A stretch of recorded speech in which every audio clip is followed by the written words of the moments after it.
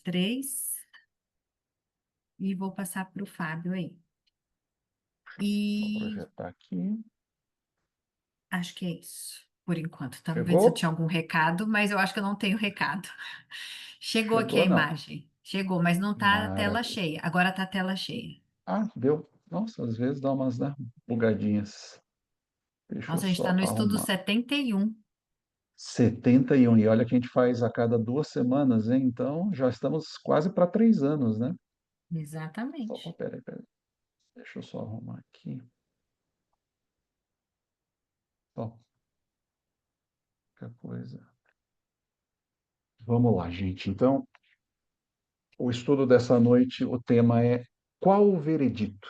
E aí a gente vai estar sobre o juízo.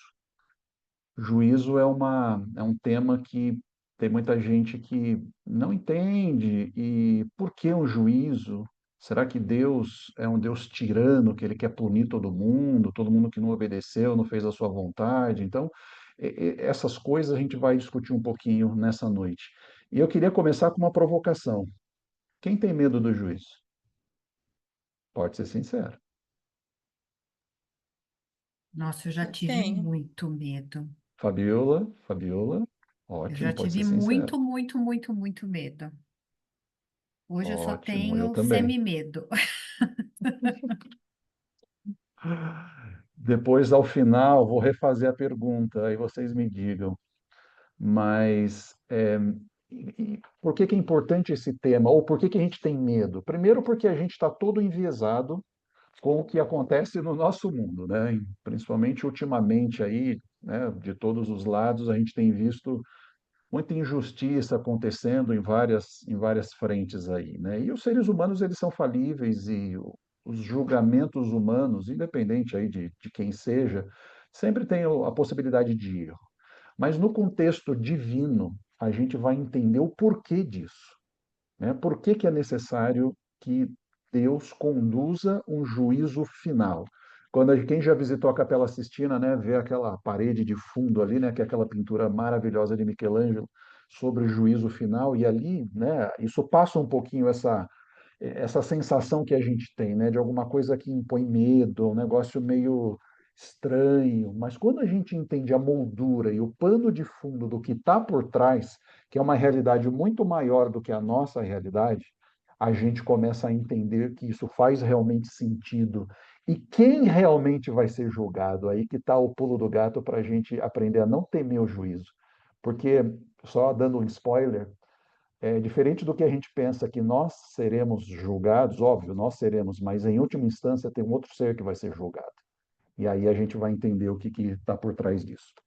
Bom, para a gente entrar nesse contexto, nesse grande pano de fundo que a gente tem. A gente já estudou lá, acho que no segundo estudo, sobre a queda, né, sobre a entrada do pecado no mundo, e a gente falou um pouquinho também sobre a entrada do pecado no universo. Então a gente sabe, né, só recapitulando um pouquinho, que a rebelião de Satanás no céu gerou um conflito entre o bem e o mal, entre Deus e Satanás, né, lá no céu. E com a queda de Adão e Eva, aqui nessa terra, Satanás é expulso do céu, depois de, né, de ele colocar as ideias dele, e ele não poder mais habitar ali no céu, porque ele chegou um momento de guerra mesmo com Deus lá no céu. Né? A gente não sabe exatamente como foi esse tipo de guerra, uma guerra espiritual, uma guerra física, entre aspas, a gente não sabe, né, qual é a substância, né, dos seres celestiais, mas Apocalipse 14 diz claramente, né, perdão, capítulo 12 diz claramente que houve guerra no céu. E aí Satanás e os seus anjos foram expulsos do céu. Então, esse conflito ele desce à terra com a queda de Adão e Eva. Nós somos arrastados, a humanidade é arrastada para dentro do grande conflito. E no centro do grande conflito, quem está? Deus. Porque Deus foi acusado lá no céu de ser tirano, de ser inclemente, de exigir adoração, de não permitir que os seres vivam com liberdade, de ele ser imposto, de ele impor a vontade deles aos seres humanos, né, aos seres que ele criou. As criaturas dele não têm liberdade. Essa foi a acusação original de Satanás. E Satanás ele se apresenta com a prerrogativa de ser aquele ser que agora não, no meu governo eu vou dar liberdade para todas as criaturas, né? A lei de Deus, Deus exige adoração, a lei de Deus, ela exige, ela cerceia criaturas. Então, Deus é o que está no centro do grande conflito entre Deus como bem e Satanás como mal. Só que mais ainda, mais do que Deus estar no grande conflito, tem um atributo de Deus que esse sim está no centro do grande conflito, que é o caráter de Deus. O caráter de Deus está em jogo. Porque com todas essas acusações de Satanás, o que que Satanás está querendo ou lançou como semente no universo? Quem é Deus? É possível confiar nesse Deus? Ou as acusações, né, que ele, Satanás, fez são verdadeiras? Percebe? Quando a gente olha esse conflito entre Deus e Satanás, é o caráter de Deus que está em jogo. Então, Deus, o caráter dele está em jogo diante de todo o universo. E quando eu entendo esse pano de fundo mais amplo, esse quadro mais amplo, aí eu começo a encontrar, né, como o caráter de Deus está em jogo, ao longo de todo o conflito, quando eu entendo o que está em jogo, o que é o caráter de Deus, eu começo a entender as ações de Deus na história. Porque tem um autor que ele diz que a entrada do pecado no universo abre um parênteses. Então, a história do universo estava acontecendo, o pecado entra, abre um parênteses, que é o nosso tempo aqui, né? Desde Adão e Eva até agora. Ou antes ainda, né? Quando abre o parênteses lá no céu ainda. Esse parênteses se abriu. E vai chegar um momento que Deus vai precisar fechar esse parênteses. E aí a gente vai ver no contexto de hoje do juízo. Entre a abertura e o fechamento do parênteses, Deus está atuando com o quê? A gente já viu em vários estudos, com um plano de salvação para a humanidade pecadora. Né? Então, é nesse contexto que Deus está atuando. E aí, entendendo então, né, como o caráter de Deus foi colocado em xeque por Satanás lá no céu, e depois, quando ele entra e engana Adão e Eva, eu começo a entender as ações de Deus na história, e aí eu entendo por que Deus precisa de um juízo. A gente vai, ao longo do estudo, entender um pouco isso. Por que Deus precisa de um juízo? Justamente para fechar esse parênteses de forma perfeita, transparente, que não deixe nenhuma dúvida em todos os seres do universo, em todos. Depois eu vou ter um slide que eu vou mostrar quem são esses seres. Mas ninguém no universo pode ter dúvida que o fechamento desse parênteses, ou seja, a erradicação final do pecado e do mal, e infelizmente com essa erradicação final do pecado e do mal, com eles aqueles que se apegaram ao pecado e ao mal e que rejeitaram a salvação proposta por Deus, quando a gente entende isso, a gente vai ver que Deus realmente é soberano e justo, né? Trazendo agora para o nosso contexto. Qual é a história que a Bíblia conta? A gente já viu esse slide em outros estudos. A Bíblia conta uma única história. Nos capítulos 1 e 2 de Gênesis, ela conta a história antes do pecado. Como o ser humano foi criado, qual era o plano original de Deus para a humanidade. Né? Capítulos 1 e 2 de Gênesis. Capítulo 1, a criação. Capítulo 2, o final da criação, o homem, o sábado, o último dia de criação. Aí depois tem, do capítulo 3 de Gênesis ao capítulo 20 de Apocalipse, é a história do pecado, a história de como Deus está lidando com o pecado, desde a origem no capítulo 3 até a eliminação final do pecado no capítulo 20. Então, como o pecado entrou na terra e qual a solução que Deus deu.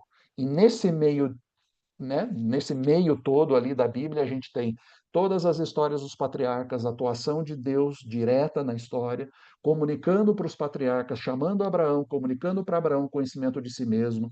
Por meio de Abraão, esse conhecimento deveria chegar a toda a terra. Aí vem a descendência de Abraão, os filhos de Israel, eles vão para o Egito, eles rejeitam a Deus, eles são escravizados, aí depois Moisés vai e tira todos eles do Egito, toda a peregrinação no deserto, a chegada em Canaã, depois a habitação deles ali em Canaã, todos os reinados, os reis bons e ruins, até a vinda de Jesus, já estamos aí no Novo Testamento, até a vinda de Jesus, a ascensão, perdão, a encarnação de Jesus, a sua vida sem pecado, a sua morte na cruz, a sua ressurreição, a sua ascensão ao céu, o início da igreja cristã, e por aí vai até o final Apocalipse, quando realmente, a partir do capítulo 21 e 22, a gente vai ver o que vai acontecer depois do pecado. E algumas das coisas sobre o juízo que a gente vai estudar nessa noite, elas estão aqui, nesses dois capítulos finais da Bíblia, que é a restauração do ser humano e a recriação da terra e a volta ao plano original de Deus. Essa é a grande história que a Bíblia conta, né? E principalmente Deus atuando de forma específica nesse meio, provendo um meio de salvação para o ser humano pecador, né, com o plano da salvação, que foi mostrado lá no santuário do deserto, que foi exemplificado em todo o cerimonial antes da vinda de Jesus, e que com a vinda de que apontavam para a vinda de Jesus e que com a vinda de Jesus isso não tem mais sentido, porque eram tipos, eram símbolos que apontavam para o ministério de Jesus e mostravam como que Deus é cuidadoso ao lidar com o problema do pecado. Para que em nenhuma parte do universo, de novo, para que nenhum ser, quando ele fechar esse parênteses, tenha dúvida de que todos os atos que ele fez na história, tanto do universo quanto na história de nós seres humanos que caímos em pecado, foram atos de justiça. De justiça. E aí o seu caráter realmente será vindicado no final. Vindicado é uma palavrinha teológica, né? Mas será limpo, né? As manchas, né, e as acusações que Satanás fez ao caráter de Deus vão ser todas rebatidas nas ações de Deus na história e quando ele abrir esses registros e mostrar tudo isso para o universo, né? Então, o caráter de Deus aqui é resgatado, né? No fundo, é isso. Bom, vamos entrar agora especificamente dentro do nosso tema dessa noite, né? Mais um ponto que me veio agora. Olha que interessante, né? Quem pecou foi Satanás, quem se afasta de Deus foi Satanás. Quem fez uma proposta de governo diferente do que Deus propõe foi Satanás. E quem ficou em jogo ou no centro desse questionamento foi o próprio Deus e o caráter dele sendo questionado. Então, olha que maravilhoso. Deus se permite ser julgado. Ele permite que o caráter dele seja avaliado e as ações dele na história sejam analisadas à luz das propostas dele. Olha que maravilhoso, né? Ele podia ter escondido tudo isso. Destrói Satanás, ninguém ia saber se Satanás tinha razão ou não. Mas não, ele deu tempo para que Satanás mostrasse quais eram as prerrogativas das suas propostas, e aí a gente viu o que ele trouxe, né? Sofrimento, morte, desgraça, afastamento de Deus, alienação. Esse é o resultado, né? A proposta do governo de Satanás. Então, Deus se permite, ele abre, né? Ele se abre para que ele seja julgado e para que aí sim o seu caráter seja vindicado quando ele permite que todas as suas ações sejam julgadas ao longo da história. Vamos em frente, então? Agora vamos. O estudo, eu trouxe muito texto bíblico, tá? Mas muito mesmo. Então, para a gente entender pela Bíblia, nesse encadeamento de ideias aqui, o que a Bíblia diz sobre esse tema do juízo, o juízo final, o julgamento, né, que todo mundo vai passar, e só lembra desse pano de fundo. Em última instância, quem está sendo julgado é o próprio Deus, né? O caráter dele que está sendo analisado. Que certeza nós temos que haverá um juízo? O que a Bíblia me fala sobre isso? Atos 17:31. O Senhor estabeleceu um dia em que há de julgar o mundo com justiça. Claramente a Bíblia diz isso. Tem um dia já estabelecido por Deus no cronograma divino em que há de julgar o mundo com justiça. Segundo texto, Daniel 7, 9 e 10. Só um parênteses que eu acabei esquecendo de falar no começo. Se você olhar o nosso material, o nosso guia de estudos, que é o nosso livrinho, a proposta do tema para essa noite na verdade, trazer a parte profética. Como a gente está falando de estudar, depois do nosso livrinho, todas as profecias, eu pensei, olha, é melhor a gente entender qual é o conceito do juízo, para depois, quando a gente entrar na parte profética, aí a gente entender exatamente o que está acontecendo, tá? Quando começa, eu vou dar alguns detalhes aqui, mas o detalhe do estudo a gente vai ver quando a gente dá exatamente o capítulo 7 de Daniel, capítulo 7 e 8. E no capítulo 7 aparece na Bíblia essa cena do juízo, que é a que está descrita aqui, capítulo 7, versos 9 e 10. Então o profeta Daniel diz: Continuei olhando até que foram postos uns tronos, e o ancião de dias se assentou. Então, mais ou menos, é pálida a imagem que eu consegui achar, mas é isso. Foi colocados uns tronos e o ancião de dias se assentou. Só adiantando, ancião de dias aqui se refere a Deus. Sua veste era branca como a neve, os cabelos da cabeça como a pura lã. O seu trono era chamas de fogo, e as suas rodas eram fogo ardente. Um rio de fogo manava e saía de diante dele. Milhares de milhares o serviam, e miríades de miríades estavam diante dele. Então, mais ou menos como essa imagem, né? Assentou-se o tribunal e se abriram os livros. A gente vai falar mais para frente sobre o que são esses livros. O que eu entendo aqui, no primeiro texto que a gente leu? Que vai haver um julgamento. A Bíblia é clara de que já está determinado dentro do cronograma divino. E nesse momento do julgamento, a gente vai ver outros, mas um ser se assenta, que é o próprio Deus, e ele abre livros. Imagina, né? A gente não pode levar isso ao pé da letra, porque imagina João ou Daniel aqui, né, vivendo lá 600 anos antes de Cristo, escrevendo isso, ele viu alguma coisa que tinha registros. A gente vai ver que registros são esses. Então, ele pareceu óbvio, essa visão foi mostrada para ele com alguma coisa que ele conhecia. Talvez se o profeta Daniel vivesse no nosso tempo, talvez ele visse um data center. E abriu-se o data center e viu-se os registros. Né? No fundo, é isso. Qual é o conceito que está por trás? Deus mantém registros. Do que? A gente vai ver mais para frente. Deus mantém registros e esses registros vão ser abertos nesse momento do juízo. Próxima pergunta, e aqui que está o medo, né? Quem deverá enfrentar o juízo? Segundo Coríntios 5:10, porque importa que todos nós compareçamos perante o tribunal de Cristo, para que cada um receba segundo o bem ou mal que tiver feito por meio do corpo. A má compreensão desse conceito bíblico e desses versos que eu vou mostrar geram esse medo. E aí, essa imagem eu acho bem interessante, né? Porque é bem assim mesmo, né? Quando a gente não tem esse pano de fundo, o que está por trás, o que está em jogo, e quem pode me ajudar nesse momento, é bem isso. Eu apareço, né, na frente ali do tribunal, tem a lei de Deus sendo projetada, Jesus, Deus ali como o juiz, e aí tem o anjo que vai abrir os registros e vai ver se tudo que eu fiz está de acordo com a lei ou não, né? Estou perdido. Alguém aqui não pecou?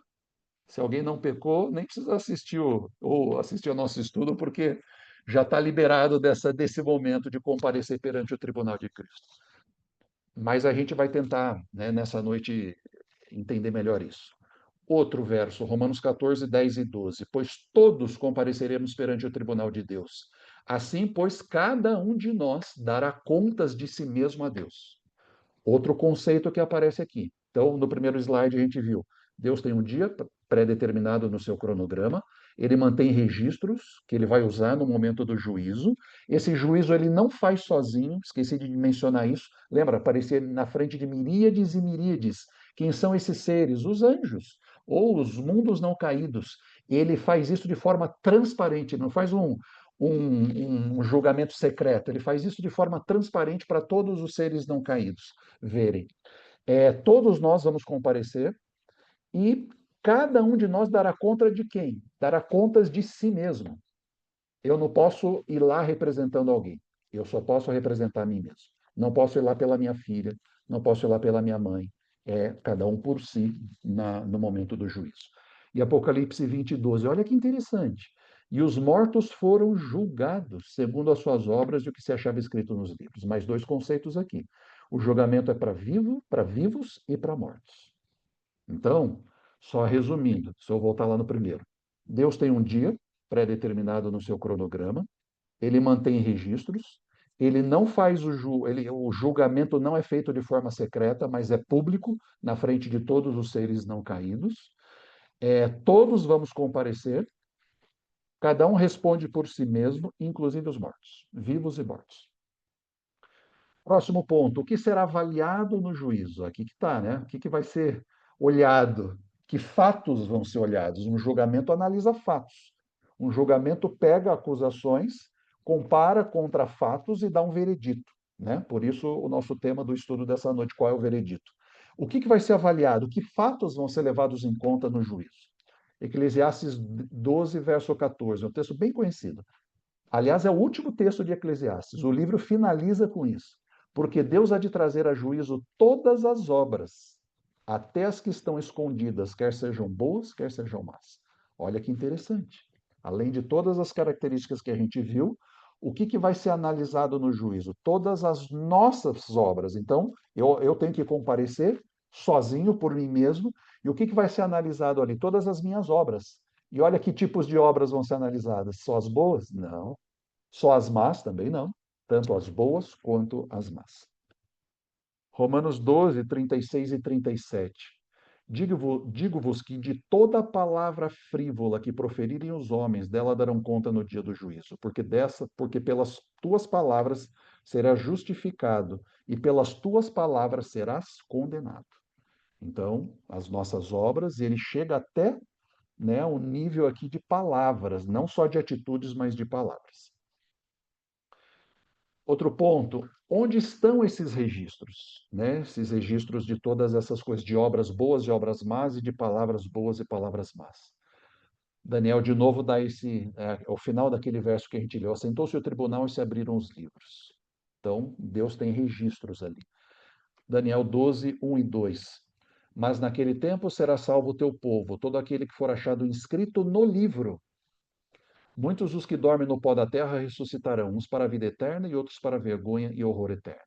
Então, olha que interessante, Deus tem registros de obras boas e obras más. Então, um tipo de registro. A Bíblia chama de um tipo de livro. Das obras, ou livro dos atos, o livro desses registros de tudo o que cada ser humano fez aqui, não só ser humano, mas Satanás e os seus anjos, né? Todos aqueles que se envolveram no grande conflito. Satanás, seus anjos e nós, seres humanos. Todos aqueles que de alguma forma foram envolvidos. E aqui mostra que tem um outro tipo de livro, um outro tipo de registro. O nome daqueles que serão salvos. É o que a Bíblia chama de livro da vida. Nesse livro da vida está o nome daqueles que serão salvos. Então, se eles serão salvos, são aqueles que aceitaram, um dia aceitaram a Jesus como seu Salvador e Senhor. E aqui aparece esse livro, ó, no Apocalipse capítulo 3, verso 5. O vencedor será assim vestido de vestiduras brancas, de modo que de modo nenhum apagarei o seu nome do livro da vida. Então, no livro da vida é o nome daqueles que foram salvos. Mas olha que interessante. De modo nenhum apagarei o seu nome. Significa o quê?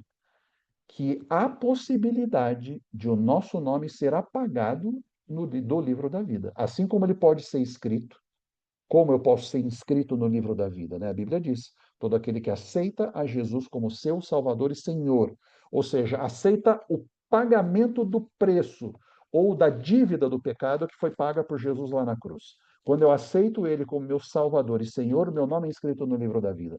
Só que de alguma forma o meu nome pode ser apagado.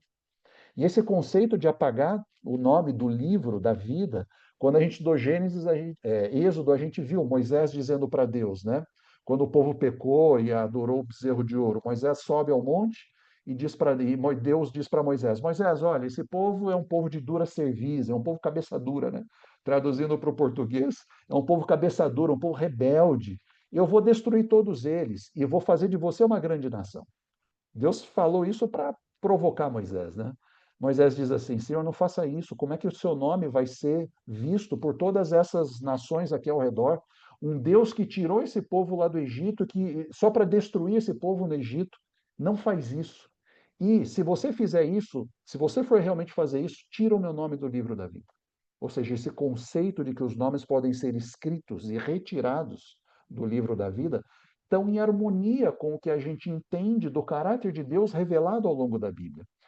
Porque ele respeita a nossa liberdade de escolha, ele respeita o meu livre-arbítrio. A partir do momento que ele respeita o meu livre-arbítrio, eu tenho a possibilidade de aceitá-lo, assim como eu tenho a possibilidade de rejeitá-lo. Então, na verdade, o inserir e remover o nome do livro, na verdade, é uma consequência da minha atitude de aceitar ou rejeitar Deus.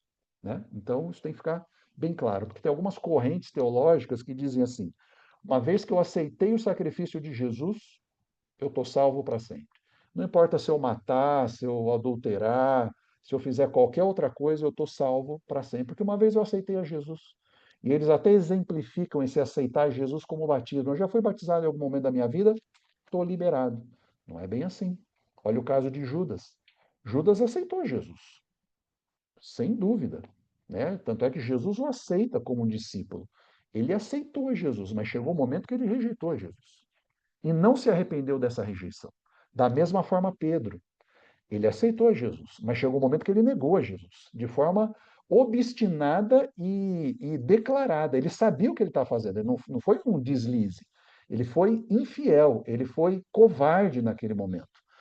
E ele rejeitou Jesus, só que ele se arrepende. Diferente de Judas, ele se arrepende. Então, percebe? É dinâmico esses registros lá no livro da vida. Depende da minha atitude e da minha rejeição ou aceitação em vários pontos da minha vida, a salvação que é oferecida por Deus. Então, esse é um ponto bem importante para a gente sempre lembrar. Agora, a grande pergunta que surge é essa: ó. Se Deus é onisciente, por que ele precisa de um juízo? Vamos lembrar os atributos de Deus. Né? A gente sabe, é Deus Pai, Deus Filho, Deus Espírito Santo. Esses três seres, que são três em um único Deus, lembra quando a gente estudou sobre o Deus do cristianismo? Né? Não são três deuses. O cristianismo não é politeísta, não são três deuses, é um único Deus que se expressa, que se manifesta em três pessoas diferentes, com pensamentos individuais. Três pessoas individuais. E para ser Deus, esses seres precisam preencher quatro atributos. Primeiro, onipotente, terem todo o poder. Onipresente, estarem em todo lugar ao mesmo tempo, da forma como eles quiserem.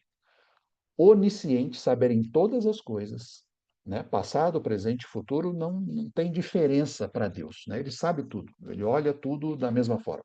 E eterno. Esses quatro elementos, né? Todos os seres que cumprem esses quatro requisitos se encaixam, né? Só tem três seres no universo que cumprem esses quatro requisitos. Então, se Deus é onisciente, por que ele precisa de um juízo? Por que ele precisa de registro? Né? Porque, em última instância, o que ele vem fazer aqui? Né? Pegando o final da história desse mundo e o final da história do pecado. Na segunda vinda de Jesus, como a gente estudou nos estudos, ele vem e leva algumas pessoas com ele para o céu. Quem são essas pessoas? Os justos. Quem são os justos? Aqueles que aceitaram a Jesus como seu Senhor e Salvador. Ficam aqui algumas pessoas. Quem são? Os ímpios. Morrem na segunda vinda de Jesus. Morrem. Quem são esses? Aqueles que rejeitaram a salvação. Como Deus respeita a liberdade de escolha, o livre-arbítrio de todos, ele leva aqueles que o aceitaram e deixa aqueles que o rejeitaram. Não é ele que rejeita, é o ser humano que rejeita Deus. Percebe? É uma inversão aqui. É eu, como ser humano, que rejeito a salvação. Então, ele leva alguns desses seres. Como é que ele sabe quais eles deve levar e quais ele deve deixar? Ele é onisciente, ele sabe quem são os salvos. Agora, por que ele mantém registros disso? É isso que a gente vai entender. Por que ele, se ele é onisciente, por que ele precisa de um juízo? Por que ele mantém esse registro, sendo que ele já sabe quem é justo e quem é ímpio? Aqui está o ponto. O juízo final não é para benefício de um Deus onisciente. Não é, ele já sabe tudo, ele sabe todas as coisas. Mas é para benefício de quem? É para benefício de todo o universo inteligente, para os seres não caídos, para que todos esses seres criados, não caídos, tivessem o mesmo ponto de vista divino sobre o pecado. Então, quando ele levar alguns desses seres, esse universo não caído vai ver na vida desses seres algumas coisas que estão em linha da forma com a forma como Deus analisa o pecado, né? E por último, o conflito não pode se encerrar sem que esse mesmo universo fique plenamente satisfeito com o caráter de Deus, com a sua lei, com o seu governo, com as suas ações. Então lembra lá atrás, né? O conflito colocou em xeque. Quem está no centro do grande conflito é Deus, e mais especificamente o caráter de Deus está em xeque. Então, quando Deus levar esses seres salvos para o céu, não pode ficar dúvidas no universo de que esses seres realmente e definitivamente aceitaram a salvação provida por Deus, de forma, né, que foi amplamente divulgada durante toda a história do ser humano nessa terra. E aí, e nesse levar esses seres para o céu, os atos de Deus, assim como a sua lei, o seu governo, tem que ficar assim, plenamente satisfeitos de que Deus agiu com justiça, tanto ao levar esses que são salvos, quanto a deixar outros aqui que são os ímpios. Então, não pode ficar nenhuma dúvida no universo de que Deus agiu com justiça. E o cuidado de Deus é tão grande com isso, com essa dúvida, né, que fica no universo, porque lembra lá no começo, o que foi questionado? Será que Deus é justo? Será que Deus é confiável? Será que ele age com justiça? Ou será que ele é um tirano, como Satanás mencionou? Por isso que Deus não destruiu Satanás imediatamente após o pecado de Satanás. Ele poderia fazer assim, ó. Satanás desapareceu. Só que ia ficar o quê? Um grande interrogação na mente de todos os seres não caídos do universo. Será que Satanás tinha razão? Por que Deus destruiu ele dessa forma? Então, da mesma forma, quando Deus cuidar da erradicação final do pecado, ele tem que se preocupar com essa transparência dos seus atos, para que todo o universo inteligente, ou os seres não caídos, fiquem plenamente satisfeitos de que Deus é justo. E mais ainda, de que Deus é amor, e não um tirano, como ele foi acusado por Satanás. Mais um ponto aqui. A salvação não é obtida pela fé, nos méritos de Cristo e nas promessas divinas? Sim. Mas por que Deus mantém registros, sendo que a salvação é pela fé? Eu não vou ser julgado, eu não sou salvo pelas minhas obras. Lembra? Enfim, já estudou isso num dos estudos. As minhas obras demonstram a minha salvação ou não. Se eu aceitei o sacrifício de Jesus lá na cruz como pagamento do meu pecado ou da minha dívida pelo pecado, que eu só poderia pagar com a minha morte eterna, mas Deus me deu uma oportunidade de não vivenciar a morte eterna, se eu aceitar o que ele fez por mim, então pela fé eu aceito o sacrifício de Jesus, mas as minhas obras mostram se a minha fé é o quê? É uma fé real ou não, né? As minhas obras demonstram isso. Se a minha fé é legítima ou não. E as minhas obras devem ser derivadas dessa fé que eu tenho em Jesus. Então, a minha salvação é pela fé, mas as obras elas mostram se eu estou ou não salvo em Jesus. São evidências desse compromisso de fé que eu tenho com Jesus. E essas evidências desse compromisso de fé têm que ser mostrado ao universo. Percebe então por que Deus precisa ter um registro das minhas obras? Para mostrar para o universo como evidência e o compromisso dessa fé que eu tenho aonde? Na salvação em Jesus. Então, esses registros são essa evidência e esse compromisso dessa fé no que Jesus fez por mim. É como se assim, a gente pensasse assim: eu estou lá no meio do oceano me afogando, me afogando. Passa um barco e lança uma boia para mim. Lança uma boia.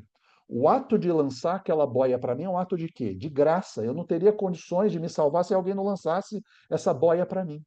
Só que quando eu me agarro a essa boia e me permito ser puxado para o navio, isso é uma evidência para quem está assistindo, né, que está olhando a cena, aquele quadro como um todo, de quê? De que eu aceitei essa salvação. Da mesma forma aqui, né? A salvação é obtida pela fé. E a evidência e o compromisso dessa fé tem que ser mostrados ao universo. E quais são essas evidências? As minhas obras, aquilo que eu faço.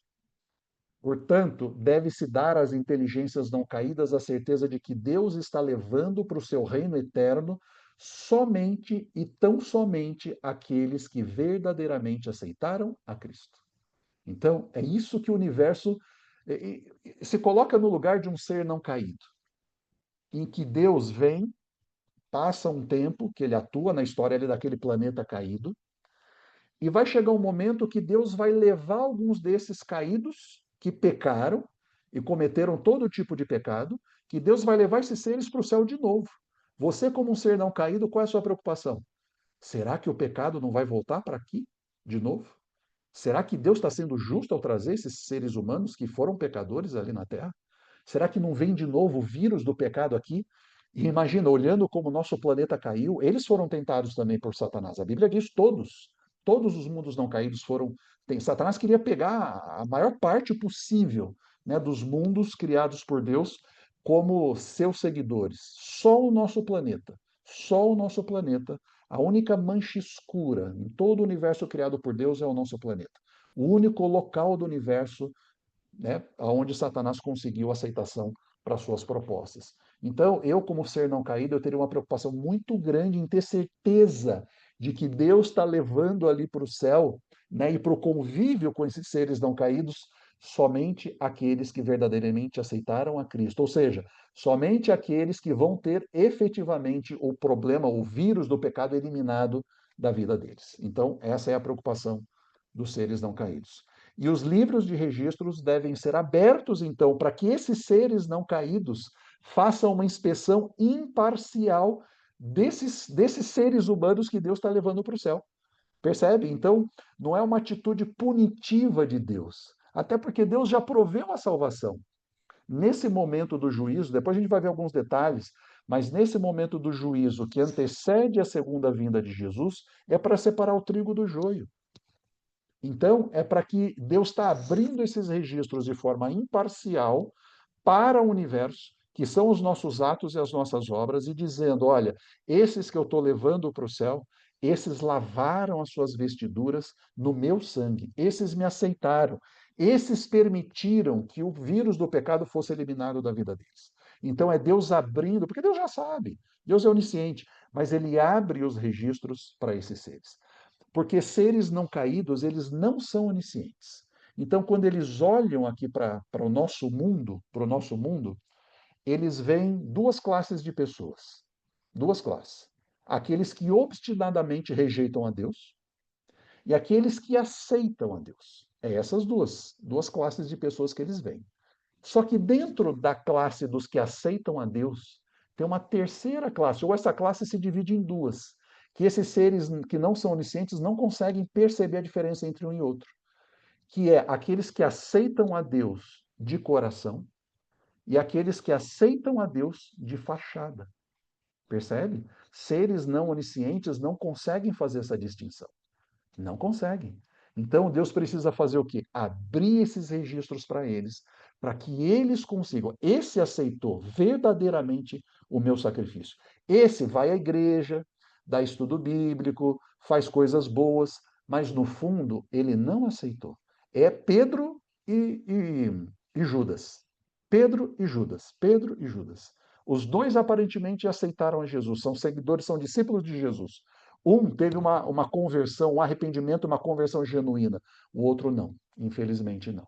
Então, os seres não caídos não conseguem fazer essa distinção. É o joio e o trigo que Jesus fala na parábola. Deixa eles crescerem juntos, não tenta tirar antes, porque você vai arrancar o trigo pensando que é joio. Né? E Jesus usa uma ilustração perfeita, porque na época lá dos tempos bíblicos, o joio e o trigo, quando estão crescendo ou ainda não se desenvolveram, são muito parecidos. Você não consegue fazer diferença. Mas quando eles se desenvolvem, aí sim dá para ver as diferenças. O que é esse desenvolver do joio e do trigo? As obras, né? A execução, a nossa vida. Quando a nossa vida se desenvolve, aí sim fica patenteado nesses registros que Deus tem para o universo quem é joio e quem é trigo.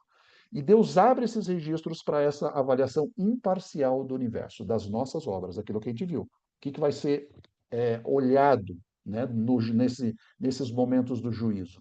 Vai ser olhado as nossas obras. Então, é o que eu acabei de mencionar aqui, né? Já expliquei para vocês. Então, a gente tem, né, no conjunto de todos os seres que habitam esse universo, tirando Deus, né, seres não caídos, Satanás e seus anjos caídos. Eles olham seres humanos justos e ímpios, mas não conseguem olhar lá dentro dos justos quem são justos de verdade e quem são justos de fachada, né? Quem é joio e quem é trigo. Então, Deus precisa abrir esses registros para que isso seja estampado. Então, hoje, depois eu vou entrar em mais detalhes disso, mas e aí na profecia de Daniel a gente vai entender exatamente quando começa essa etapa do juízo que vem antes da vinda de Jesus, né? Porque para Jesus levar justos e deixar ímpios, ele precisa fazer uma separação. Essa separação ele começou já a fazer, né? Olhando esses registros, ele já começou a fazer.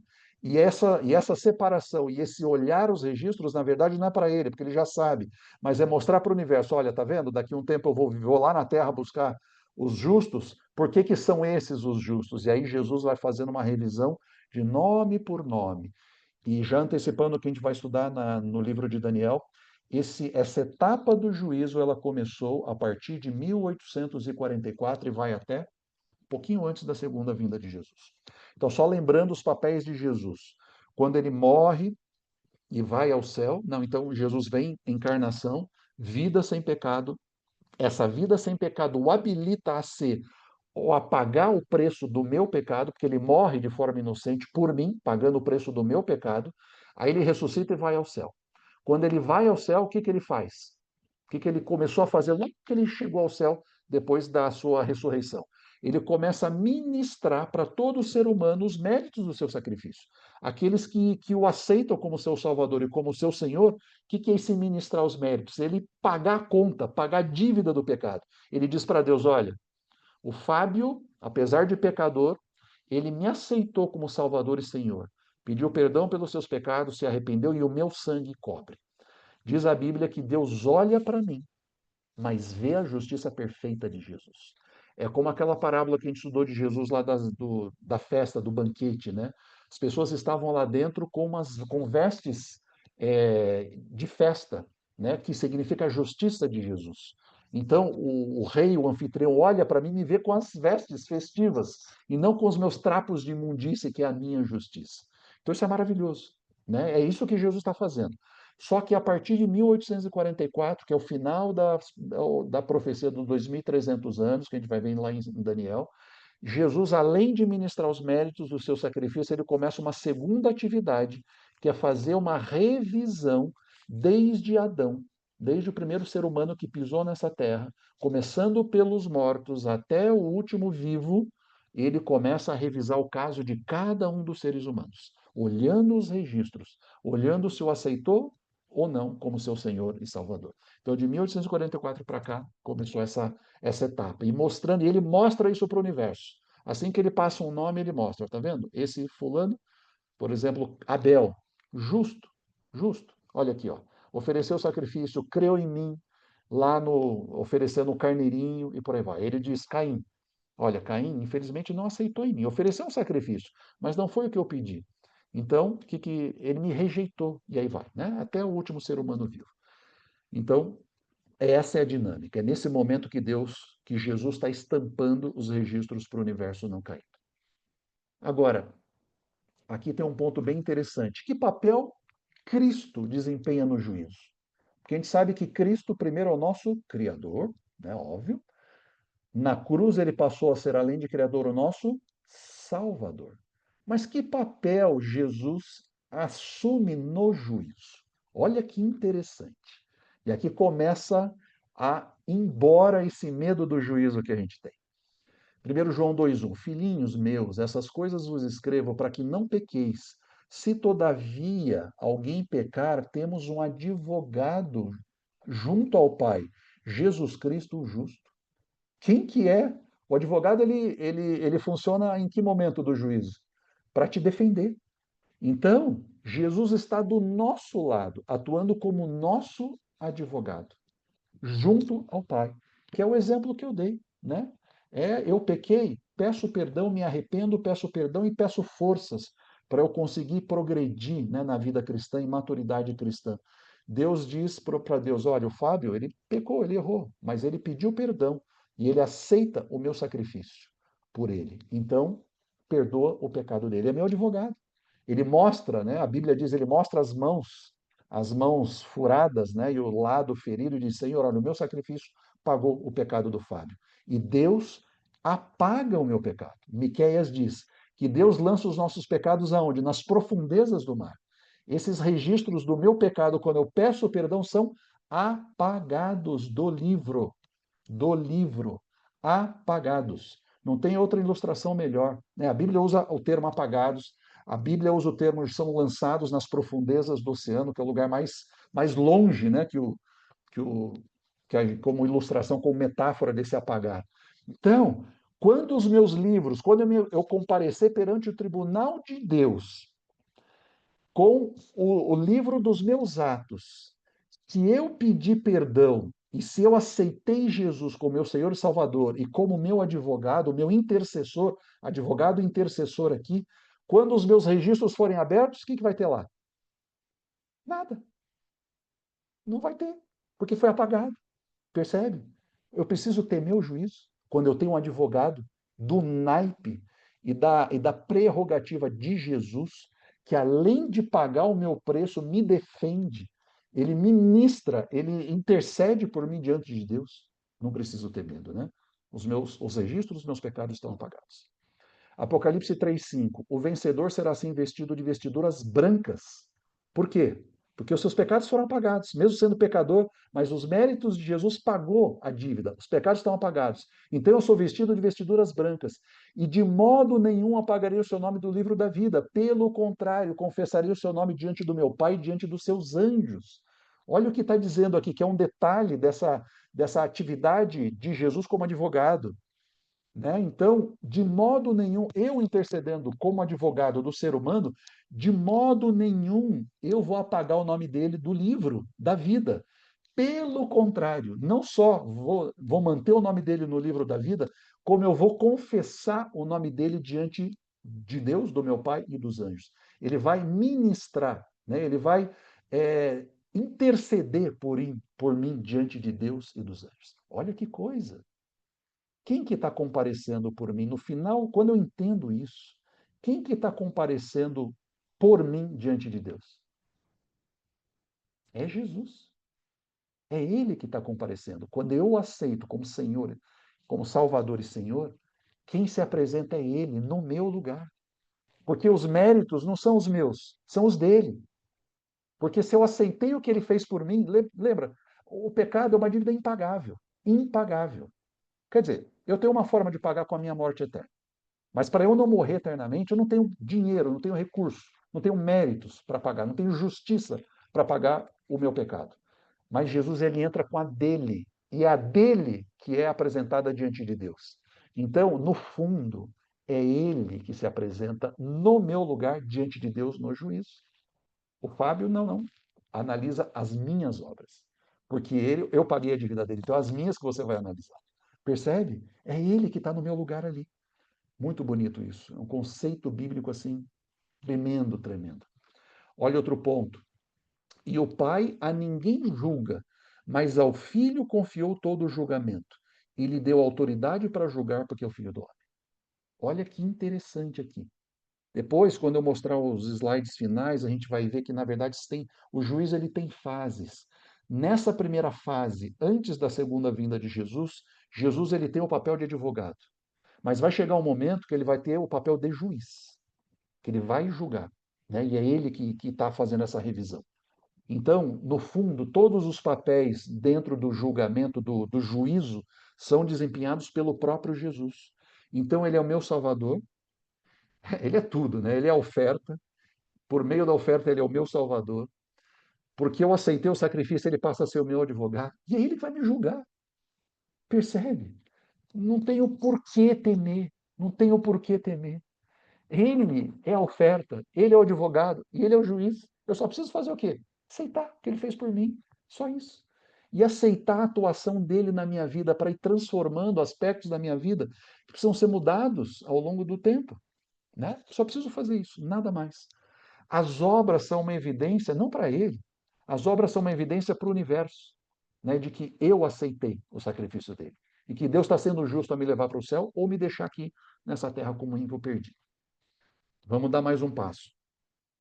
Então, até a segunda vinda de Jesus, tem uma etapa do juízo, que é o juízo é a verificação, né? Quem vai para o céu e quem fica aqui.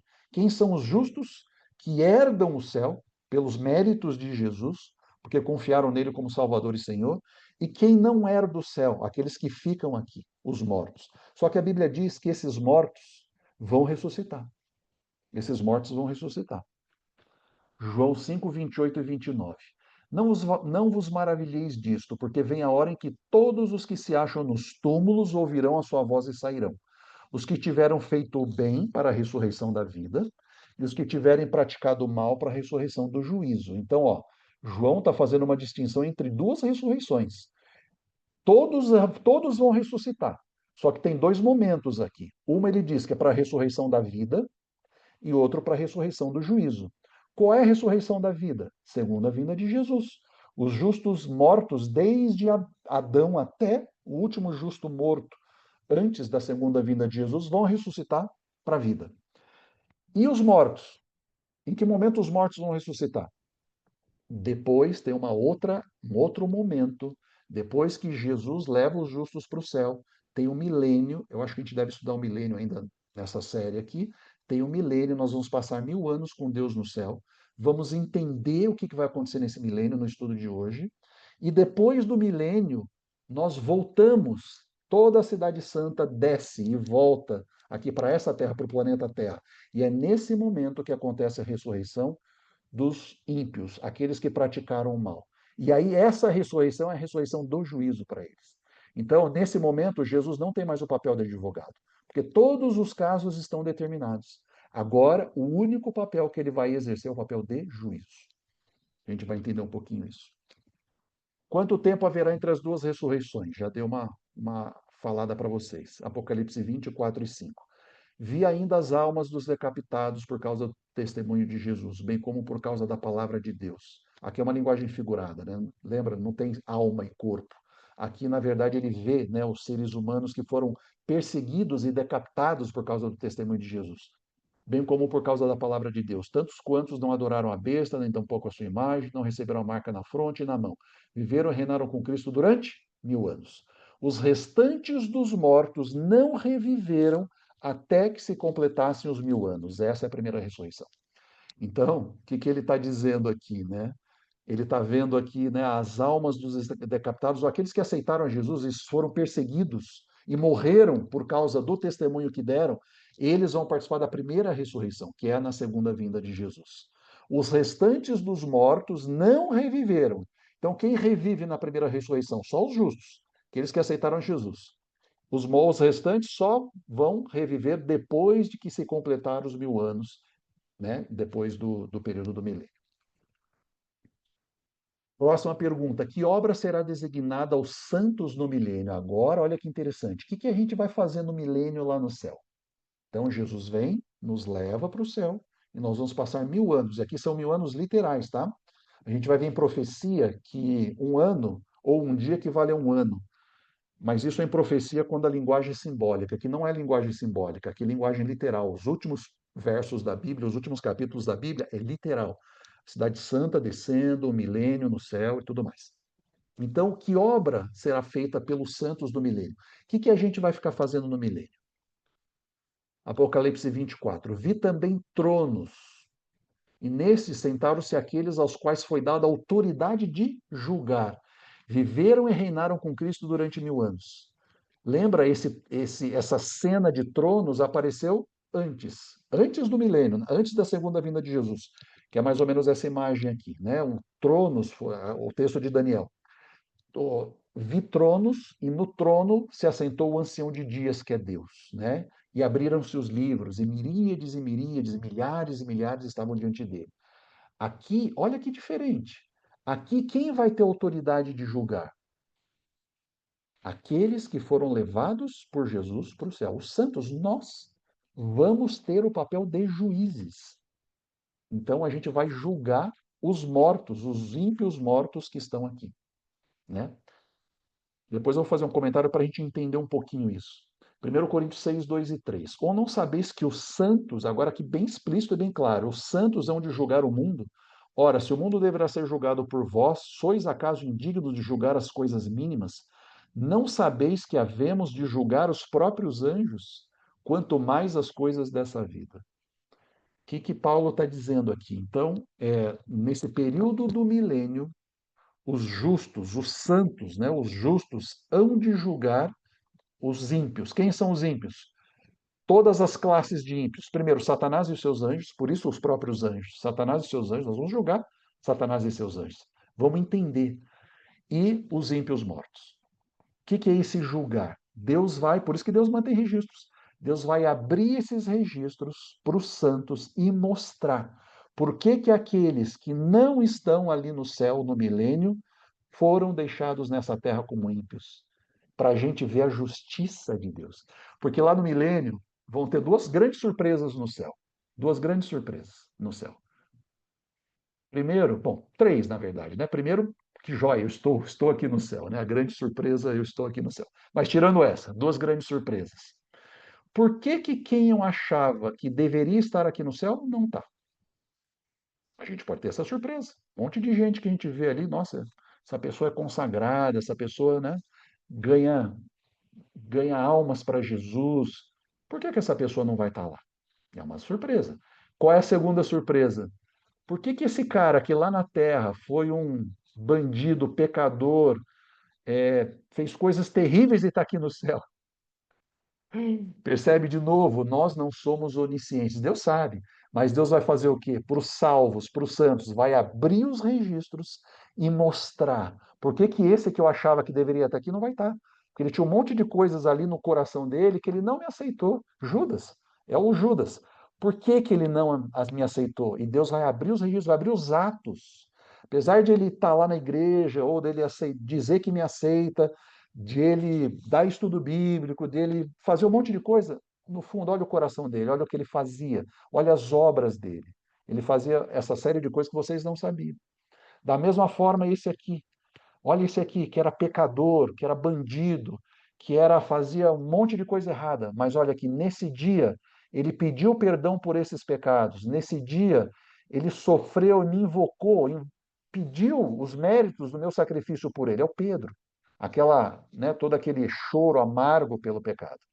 E Deus vai mostrar, olha, tá vendo? Tá marcadinho aqui. Nesse dia ele pediu perdão e os pecados dele que vocês conheciam estão perdoados, mas o coração que vocês não conheciam era perdoado. Então Deus vai mostrar isso tudo para nós. Nesse momento, Deus vai mostrar os registros para todos, né?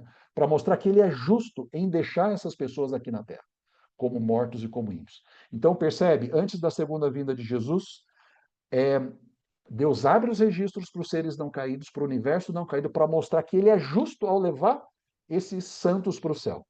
No milênio, Deus abre os registros para os santos para mostrar que ele é justo em deixar esses ímpios aqui na terra e condenar Satanás e seus anjos.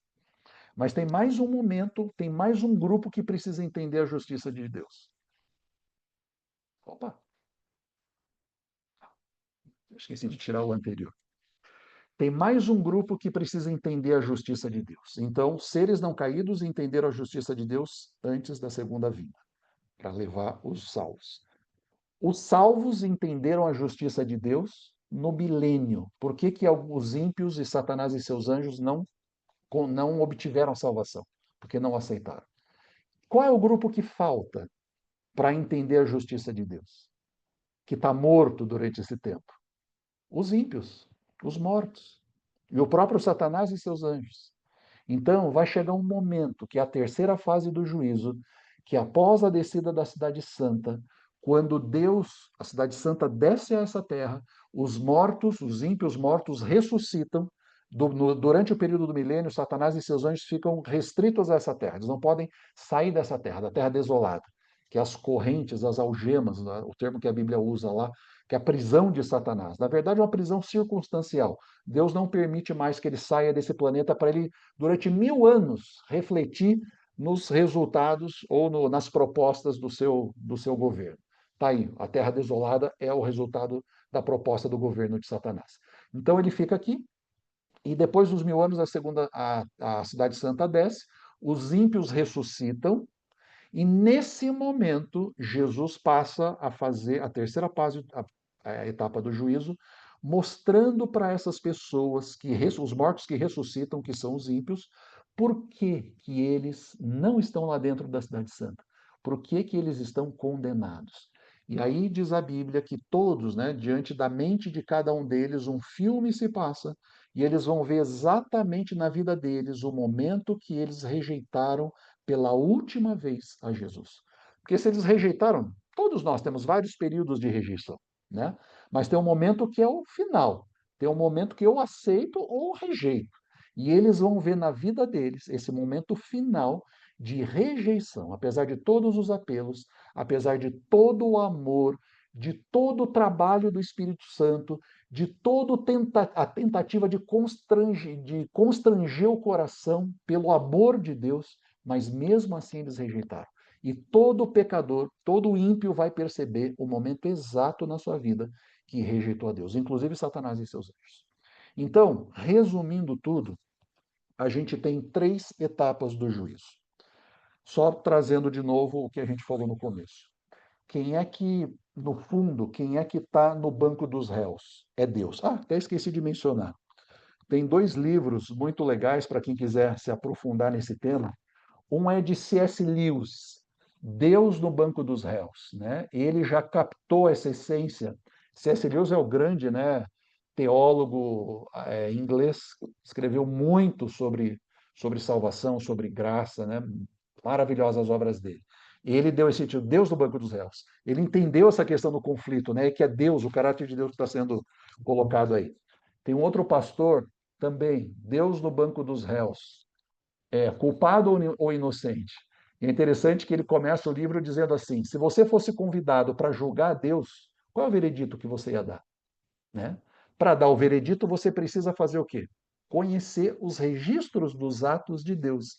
Aonde estão os registros dos atos de Deus ao lidar com o ser humano? Aonde estão? Nesse terceiro livro aqui. Ó. Todos os registros dos atos de Deus ao lidar com o ser humano estão aqui. Né?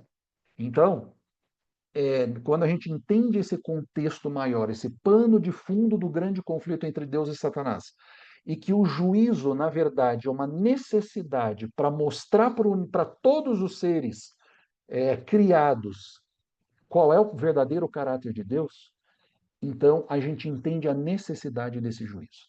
Então, esse é o pano de fundo. O juízo ele se desenrola em três etapas. A primeira etapa é essa: é um juízo antes da segunda vinda de Jesus, que é chamado pré-advento. Advento aqui do advento de Jesus, da segunda vinda de Jesus. A segunda etapa é o juízo que acontece lá no milênio, que é um juízo de confirmação. Não tem mais possibilidade aqui de mudar o veredito.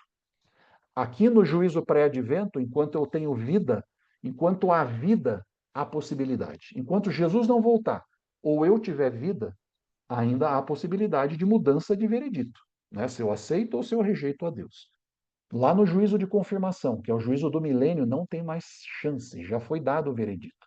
Então, na segunda, momentos antes da segunda vinda de Jesus, é dito lá no céu, no santuário celestial, está consumado. Está finalizada a obra de juízo. Já sabemos quem são os salvos e quem são os ímpios. Ou está mostrado para o universo quem são os salvos e quem são os ímpios. A lista de embarque para o céu já está determinada e disponibilizada, o packing list lá, né, para quem trabalha com embarque de carga, né, para você saber quem vem, né, quem vai para o céu, está disponibilizado ali. O juízo de confirmação não tem mais mudança de caso, é só para mostrar por que, que esse está e o outro não está. Né?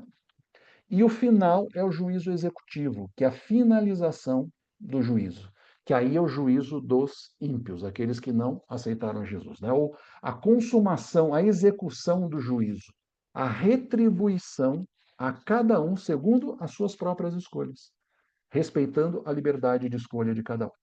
Vamos ver alguns detalhes do que vai acontecer ou do que acontece em cada uma dessas etapas. Então, nesse juízo que antecede a segunda vinda de Jesus, é realizada por Cristo antes que ele retorne à Terra. Então, lembra quando a gente estudou sobre o santuário e a gente viu sobre o santuário celestial? Jesus vai ao céu e a obra que ele faz agora é onde? No santuário celestial. No lugar santo e no lugar santíssimo do santuário celestial. Teve início, essa obra de juízo pré-advento teve início no dia 22 de outubro de 1844. A gente vai estudar esse plano profético e essas datas todas que a Bíblia revela de forma maravilhosa, maravilhosa, quando a gente está no livro de Daniel. Então, que está lá no contexto dessa profecia das 2.300 tardes e manhãs dos capítulos 8 e 9 de Daniel. Então, começa em 22 de outubro de 1844. E finaliza quando? Antes da segunda vinda de Jesus. Qual é o objetivo dessa etapa do juízo? Justificar o caráter de Deus diante dos seres celestiais. Deus foi justo ao levar esses santos para o céu. E foi justo ao deixar esses ímpios lá na terra. Definir quem será salvo ou não por ocasião da segunda vinda de Jesus. Estão todos os textos aí, depois vocês podem ver com calma. E aí, na etapa lá no milênio, o que acontece? É realizado pelos salvos durante o milênio. Por isso que é um juízo de confirmação. É só para confirmar o que o próprio Jesus fez aonde? Lá na etapa pré-advento. Nós não somos oniscientes. Então eu preciso entender por que há não está aqui no céu, sendo que era justo, entre aspas, lá na terra? E por que que B está aqui no céu, mas era, né, pecador ou ímpio lá na terra? Então, realizado, é uma revisão, é uma etapa de revisão da sentença dada pelo próprio Jesus antes da segunda vinda.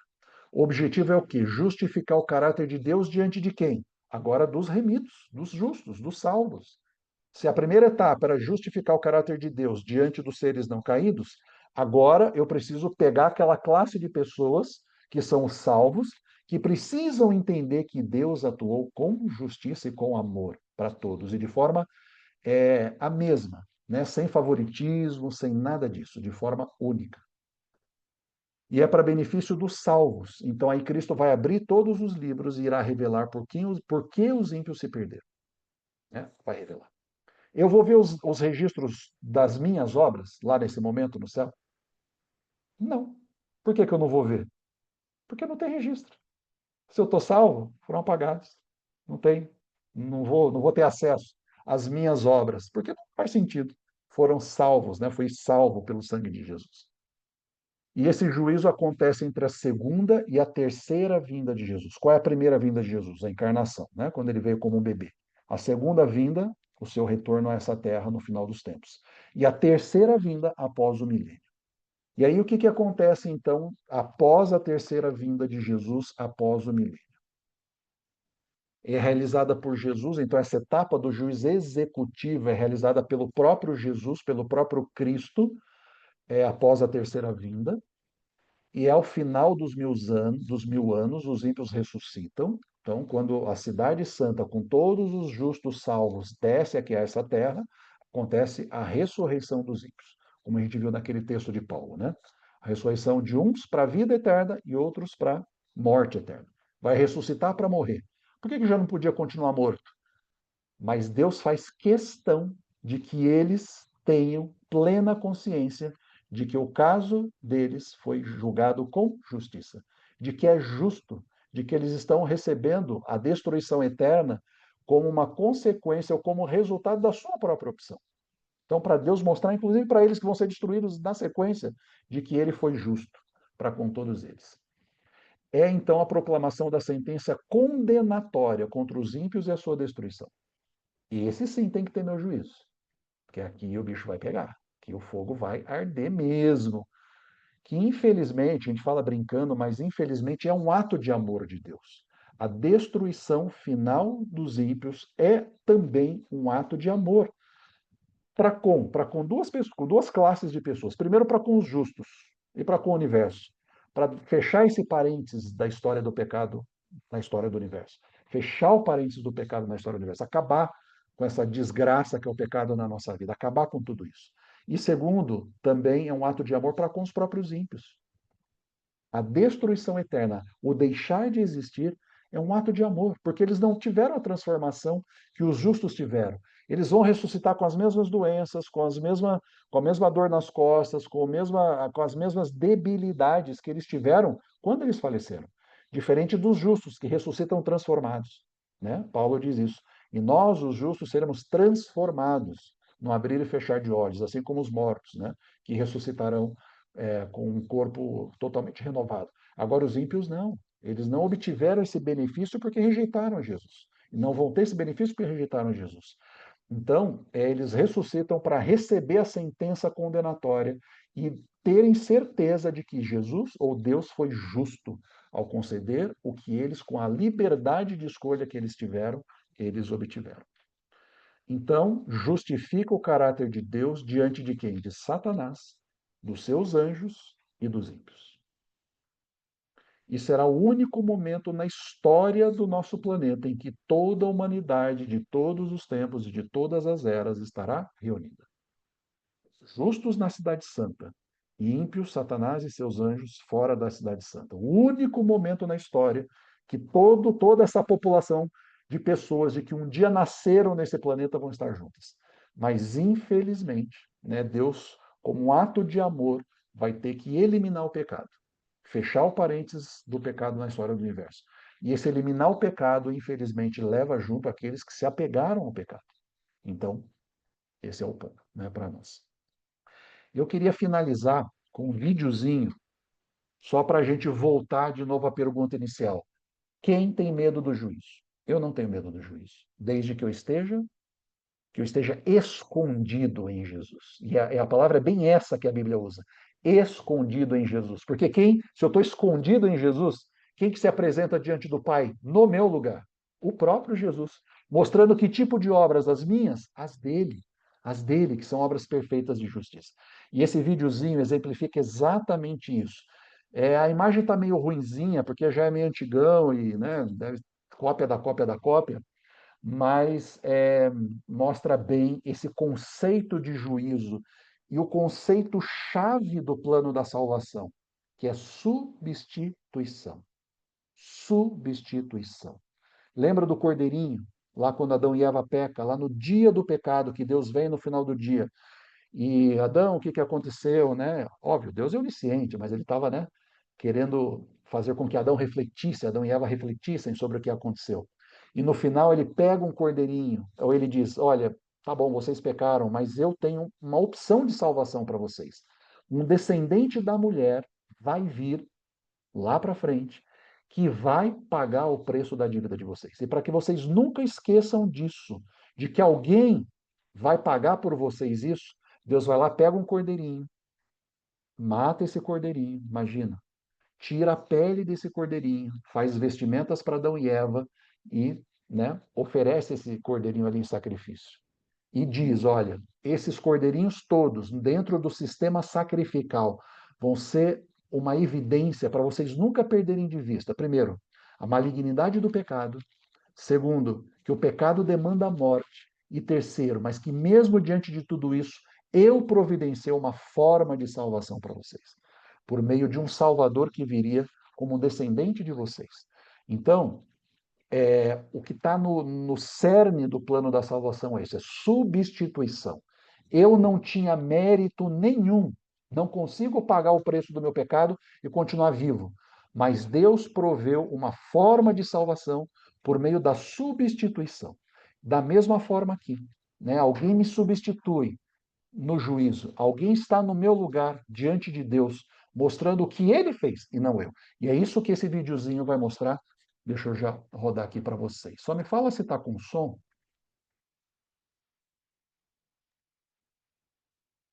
Está com som, uma musiquinha? Acho que não. Para mim, não. Não? Bom, deixa eu rodar mais um pouquinho. Ainda não.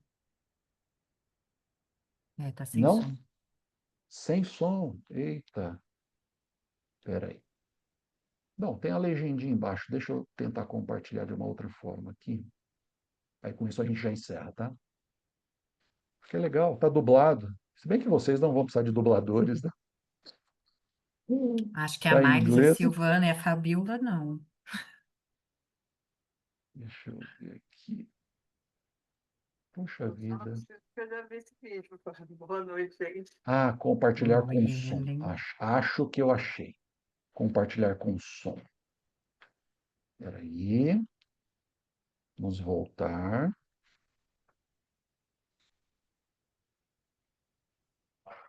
Espera aí. Estão vendo a tela? Sim. Espera aí que ele deu uma travada. Eita. Espera aí.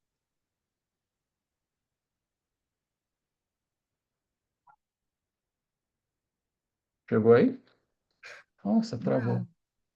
Espera aí. Deixa eu tentar interromper de novo. Deixa eu ver se o PowerPoint travou. O que aconteceu aqui? Pronto, beleza. Vamos tentar de novo. Compartilhando. Tecnologia é boa, mas quando não quer funcionar. Vamos lá. Compartilhar com som. Compartilhar.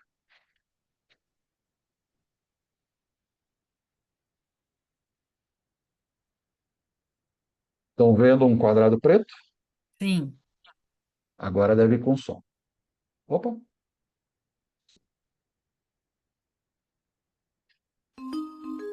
Foi, tá com Oi, tá som. com som. presta atenção. Próximo. Arquivos, por favor.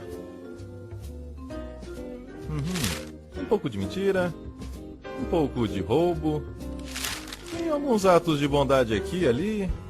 Eu tentei viver uma vida boa. Bem, vamos ver o quanto.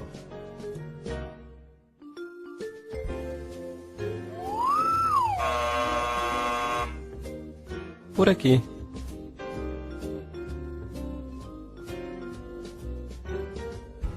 Próximo. Arquivos, por favor. Ok, eu admito, eu fiz um monte de coisas erradas. Sim, eu estou vendo. Mas eu fiz coisas boas também, sabe? Para compensar com as ruins. Uma vez, eu colei na prova. Mas então, eu limpei o lixo no pátio. Isso deve servir, certo? Vamos descobrir.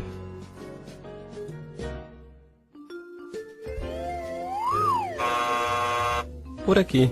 Deveria compensar, certo? Deveria compensar. Próximo. Arquivos, por favor. Impressionante. Sim, eu dediquei toda a minha vida para fazer o mundo bem melhor. Fui voluntário na África, doei sangue todos os meses. E ajudei na Índia também. Quero dizer, gostaria de ter feito até mais. E essas assinaturas são suas? Sim, todas minhas.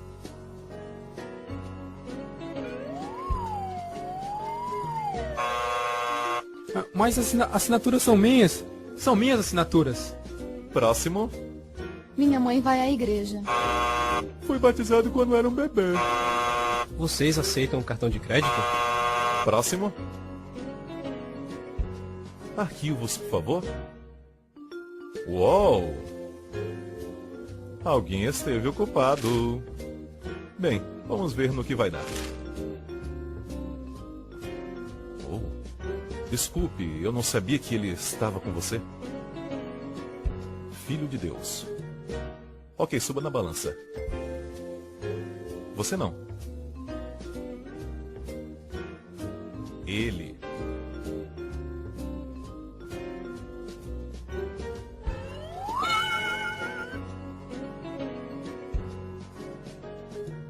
Ei, isso é totalmente injusto. Eu a minha mãe. É por isso que se chama graça.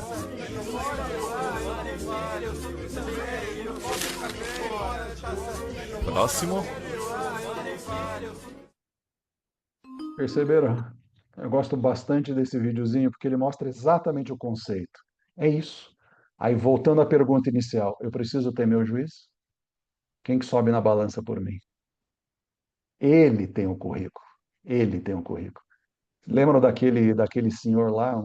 Muita coisa branca, só poucas folhinhas vermelhas, mas o suficiente. Isso mostra o quê? Em alguns momentos da vida dele, ele rejeitou Jesus, né? Em definitivo. E não, infelizmente, não teve oportunidade. E aí só. E mais um ponto que é bem legal também do vídeo. Não parece injusto? É completamente, entre aspas, injusto. Por que Jesus sobe no meu lugar? Por isso chama graça. Que ele me deu de graça. Eu só preciso aceitar. Os méritos são dele. Tudo é ele, o currículo é o dele que vai ser avaliado. Eu só preciso aceitá-lo como Senhor, como Salvador, alguém que pagou o meu pecado, e como Senhor da minha vida, que, né, para ir transformando a minha vida cada vez mais a semelhança do caráter dele. E isso é uma obra de uma vida toda, né? Não para que eu seja salvo, mas como resultado da salvação que eu já obtive nele. E só para finalizar, tem um texto bonito, né, que mostra o final, quando acaba a terceira etapa do juízo, o último parágrafo do livro Grande Conflito, que acho que vocês todos tiveram, né? Não sei se a gente entregou para todos, mas enfim. Último parágrafo do livro Grande Conflito, né? Quando tiver terminado, né, o pecado sendo eliminado, os ímpios eliminados, a terra toda recriada. Então agora a gente volta ao começo do estudo de hoje. Aqui o grande conflito acabou, né? Volta ao começo do nosso estudo. Né? O grande conflito colocou o caráter de Deus em xeque, perante o universo como um todo. Será que Deus é confiável? Será que Deus é um Deus de amor? Né? Como é que ele vai lidar com o problema do pecado? E olha o final, né? No próximo estudo a gente vai entender por que esse é um texto inspirado. Não percam, Karine vai apresentar. ela diz assim, ó, o grande conflito terminou, pecado e pecadores não mais existem, o universo inteiro está purificado. Uma única palpitação de harmonioso júbilo vibra por toda a vasta criação. Daquele que tudo criou emanam vida, luz e alegria por todos os domínios do espaço infinito.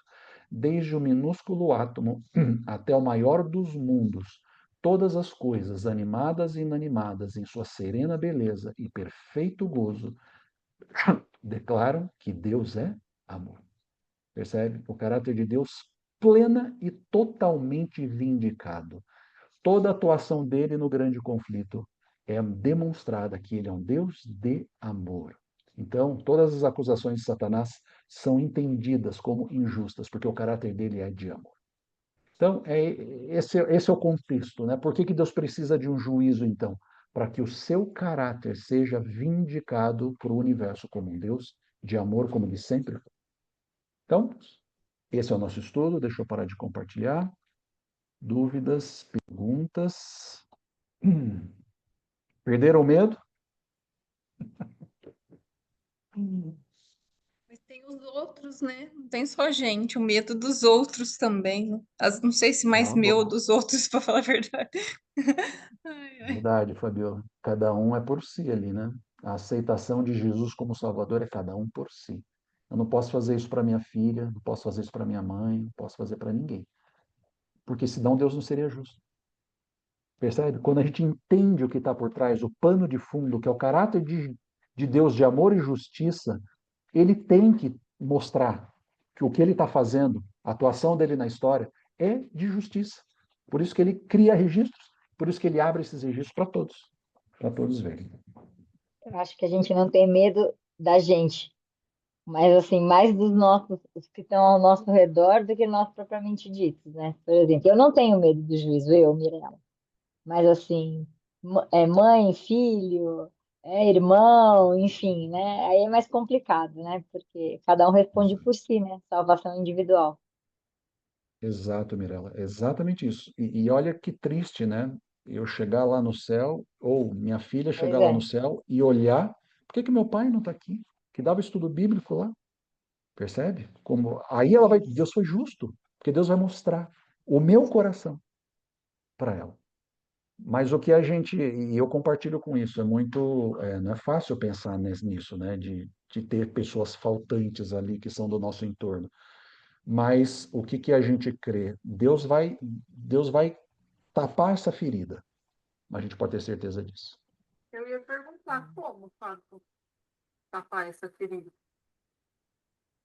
Ellen, assim, as coisas ali vão ser tão grandiosas, maravilhosas, estupendas, e o próprio Paulo diz, né, o que o olho não viu e o ouvido não ouviu, o que Deus reservou.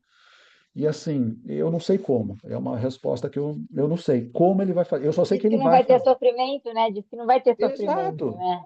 exato, Então, Mirella. Vou de até, alguma maneira ele vai fazer. Agora, ele vai como? fazer. A gente não sabe. Exatamente.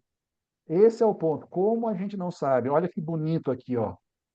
Vi novo céu e nova terra, pois o primeiro céu, capítulo Apocalipse 21, no fechamento do parênteses.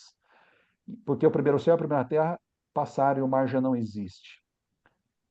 Então ouviu a grande voz do trono dizendo: Eis o tabernáculo de Deus com os homens, Deus habitará com eles serão povos de Deus, e Deus mesmo estará com eles. Aqui, ó, o texto que a Mirella citou. E lhes enxugará dos olhos toda a lágrima. Que lágrimas são essas? Porque ele está falando dos justos. Aqui é o momento de. Que momento é esse? Não é antes, quando a gente ainda está com natureza pecaminosa aqui, que a gente sofre, que a gente tem medo, que vai ser difícil. É pós a transformação, é pós a ascensão para o céu. Ele vai enxugar dos nossos olhos toda lágrima, e a morte já não existirá. Já não haverá luto. Luto por quem? Talvez pelos nossos queridos. Nem pranto, nem dor, porque as primeiras coisas passaram. É isso. Como ele vai fazer? Eu não sei. Como Mas a ele vai, gente não sabe, mas, né? Mas mas vai. ele vai fazer. Mas eu queria Eu acho pontuar que. só o papel da oração intercessória que nós temos, né? Sim, Assim, exatamente. a gente às vezes tem uma tendência, esse final de semana mesmo, uma pessoa falou isso para mim, nossa, eu tenho muita angústia do meu filho não ser salvo. Acho que uma mãe falou comigo. E, e eu falei para ela, essa é uma angústia que a gente tende a achar que a gente está melhor que o outro. A gente não sabe se o outro pode ser o ladrão da cruz e a gente ser o que fica. Aí eu A falei, gente pode não saber primeiro, de que lado da cruz a gente está, né? exatamente, eu falei assim, primeiro, eu falei, lembra do ladrão da cruz, né? Ele estava lá na condenação maior, mais horrorosa, e no minuto lá ele aceitou. E tem Um muita aceitou e o gente. outro não, né? É Tem um isso. monte de fariseu, de líder de igreja que não vai estar lá, né? Então, a primeira Claro. coisa é que às vezes a gente julga com base em achar que a gente está de alguma forma salvo e o outro não. E segundo, a gente tem que orar muito a oração intercessória, porque quando a gente faz a oração intercessória, ela tem muito poder, porque a gente permite para Deus, porque Deus é um Deus que respeita livre-arbítrio. Então, quando a gente pede para o Espírito Santo atuar na vida das pessoas que estão ao nosso redor, tem muito poder, porque a gente permite que ele vá. Então, ele vai atuar. E a gente acredita que ele vai atuar da forma que a gente espera, mas não. Ele sempre está atuando, ele sempre está atuando, não da forma que você espera, não do jeito e nos resultados que você espera, mas confiar e descansar no Senhor também, que quando você faz a oração intercessória, você está permitindo que Deus haja. Isso é Então, fé também, né? É fé, né? A exatamente, gente tem que ter. isso, Vamos acreditar exatamente, sempre na oração e ter fé, né? exatamente. Sim. E nunca comparar, porque a gente geralmente, quando faz isso, a gente está comparando, achando que a gente está salvo, Não, né? pois é. E a outra coisa que eu queria falar a respeito desse estudo é a importância da confissão, né? Confessar o pecado faz apagar o pecado, literalmente, né? Então, a importância da gente entender o que é pecado, a importância do que está separando a gente de Deus. E Deus coloca nitidamente no nosso coração aquilo que precisa ser mudado. E isso dá até um outro estudo, e eu vou falar disso, dia 18 de outubro na igreja, fica convite aqui para vocês, eu vou falar sábado de manhã, justamente sobre a caminhada cristã, e um pouquinho sobre confissão, um pouquinho sobre como lidar com tentação, mas a importância para Deus não é você ser igual aquela pessoa do vídeo do Fábio, né? Que chegou com um currículo impecável, foi ajudar na África, foi não sei aonde, e não adiantou nada, não adiantou Uhum. nada, né? Porque ele que estava dando a assinatura, quem tem que dar a assinatura é Cristo. Então, assim, o papel da humilhação, da confissão, de saber que a gente não é nada, a gente tem que fazer que nem Davi, que se humilhou lá no Salmo 51 e falou: Olha, eu não sou nada, sonda o meu coração, limpa o meu coração. A humildade e se colocar nas mãos dele, porque ele nos cobre, né? Que nem o Fábio disse, a gente está escondido em Cristo, porque ele nos cobre com o manto dele, né? Então, essa é a necessidade diária da gente confessar os pecados. Eu gostei muito disso que você falou, e da libertação que é ele apagar, literalmente, é como se não tivesse feito nada. Isso é a graça, né? A graça, Da assim, às graça. vezes a gente não se perdoa, e eu vejo essa dificuldade em mim, eu não me perdoo. Mas Deus já esqueceu faz tempo. E teve uma vez recentemente que eu estava brigando com ele, que eu falei, eu não acredito que eu fiz isso de novo, eu não acredito que eu fiz isso. E ele brigou comigo, ele falou assim: você está idolatrando o seu próprio, a sua culpa, porque eu já perdoei. E você continua se culpando. E isso está te impedindo de seguir na caminhada cristã. Se eu não te condeno, por que você condena? Você não é justo. Aí eu falei, bom ponto. Ponto para Jesus. E É olha que Obrigada. isso. interessante, pegando esse gancho da Karine. Quando eu entendo o calibre do perdão que eu recebi de Jesus, de Deus, como é que eu vou atuar em relação ao semelhante? Que às vezes dá uma pisadinha na bola aqui comigo e tal, né?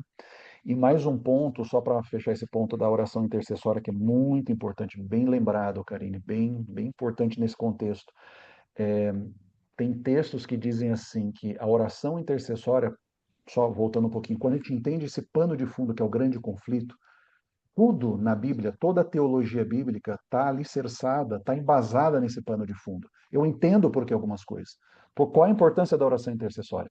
Quando a gente ora de forma intercessória por alguém, a gente abre para Deus outras oportunidades no grande conflito de atuação que ele não atuaria se nós não orássemos de forma intercessória. Então, ele está meio, né, amarrado, ou, entre aspas, preso aos nossos livre-arbítrios. Está amarrado às nossas escolhas. Mas quando um grupo se une, ou eu, né, oro de forma intercessória por alguém, eu estou dizendo para o universo, e Deus diz para o universo, olha, tem gente orando por essa pessoa, está criando oportunidades para que eu atue. E a gente nunca sabe o tempo de Deus, né? O Espírito Santo, ele vai falando ao coração, o coração é a jurisdição específica dele ali, e de repente chega momentos na vida que as pessoas tomam decisões, né? Que as pessoas vão tomar decisões. A gente sabe que isso vai acontecer muito mesmo, principalmente nesse final da história. Ô, Fábio, só falar uma coisa, eu estou assistindo a série de Jó lá que a Fabiola falou tanto, né? E me chamou muito a atenção numa parte ontem, que quando Deus restitui tudo assim, né, para Jó, depois de todo aquele sofrimento, os amigos vão pedir perdão. E aí ele ora pelos amigos, como que eu posso dizer? Ele aceita essa desculpa tão verdadeiramente que ele ora para isso. E aí Deus olhou com uma forma tão maravilhosa, tipo, olha, as pessoas te julgaram, quando você precisou, elas não estavam lá, mas você continuou orando. Isso me deu ai, assim, deu uma luzinha assim de falar, nossa, olha a importância mesmo de orar até por aqueles que nos machucam e tudo mais, né? Principalmente, eu acho, né? Porque orar por aqueles que estão à nossa volta, amigos, é muito fácil. Uhum. O Exato. mandamento, o maior mandamento, eu acho, assim, o mais difícil é amar ao próximo. Porque você amar as pessoas ao seu redor, enfim, não é tão difícil, né? É fácil. Agora, vai amar aquele que falou mal de você, ou que, enfim, é muito difícil, muito difícil. Outro dia eu estava estudando sobre o amor mesmo, e assim, o amor da Bíblia, né? Que fala lá em Coríntios 13, enfim, é muito difícil, gente. Não é fácil, não, Só né? por Deus. Eu Só por diria, Deus. aquele Coríntios 13 é impossível. Não, aquele Coríntios 13, gente, você fica ali, você relê, você fala, meu Deus, né? O amor tudo suporta, tudo crê. E aí você vai e fala, meu Deus. Que ali é um retrato do amor de Deus, né? Esse é o nosso padrão. A gente tem que chegar É, lá, né?